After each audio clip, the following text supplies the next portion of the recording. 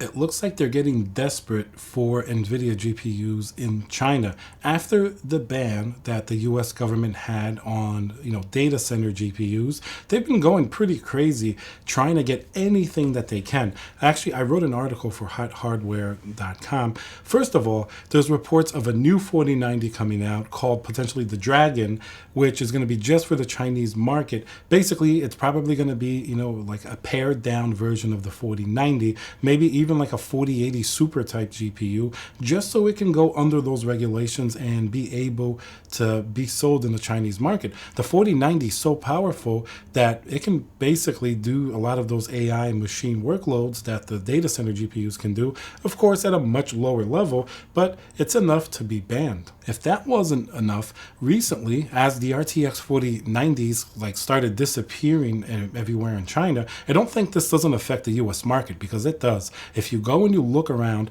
it's going to be very hard to find 4090s in stock, and when you do, the prices have gone up. Those are pure facts. Much harder to find. I guess there's some type of gold rush for these GPUs, much akin to the cryptocurrency mining that we saw a few years ago eat up anything in sight, even though now it's only really relegated to the 4090 and maybe a few other GPUs. They're even getting RTX 3090 GPUs because they have 24 gigabytes of VRAM in order to strip them down, put them in blowers, and put them in these machine learning data center AI type of applications. Hey, if they need it and it makes money, that's pretty much what their plan is. So that sees that they're getting a little bit desperate. So they're going to scoop up as many 3090s as they can if the 4090 isn't available. And if you thought that potentially AMD GPUs were safe, nope. Now, there's also some speculation that they're using even AMD 7900 XTX GPUs.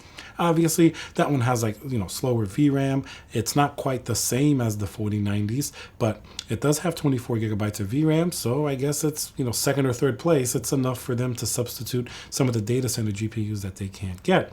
Now, we're going to have to see how this is going to affect the US market. The 4090s have gone up in price. It's hard to find them. And that's a GPU that most people consider, very, very good without very few drawbacks, aside from the high price, of course. Now the price being even higher, being late into its life cycle.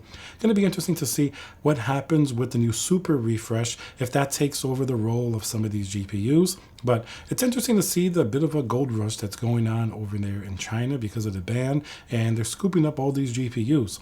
I just wonder if it's going to affect the US market more, because a lot of energy is being focused there. Even though there's nothing directed here, it still kind of has, a secondary effect on the consumer market here. All right, guys, so remember to subscribe, smash that like button, and I'll see you guys on the next video.